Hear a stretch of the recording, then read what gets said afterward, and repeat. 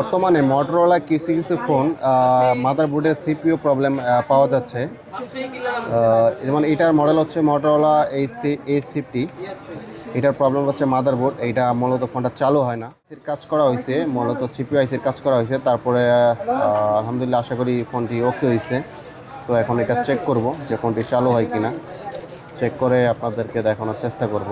ফোনটি আমরা অন করলাম, তো দেখতে পাচ্ছেন ফোনে হ্যালো মটোরোলা লোগো চলে আসছে। আসলে এই কাজগুলা মূলত এখন সিপিওর প্রবলেমগুলো বেশি হচ্ছে বা আইসি প্রবলেম হচ্ছে। এই কাজগুলো অনেকে হয়তো অনেক জায়গায় দেখান, ভুলভাল ভাবে কাজ করার কারণে সেক্ষেত্রে ফোনগুলো আরও কেউ হয় না। যেখানে কাজ করান ভালো কোনো জায়গায় কাজগুলো করানোর চেষ্টা করবেন, তাহলে আশা করি অন্তত ফোনটা মানে একবারে বাদ হবে না। কারণ আপনাদের ফোনে অনেকেরই অনেক ডাটা থাকে, অনেক ডকুমেন্ট থাকে।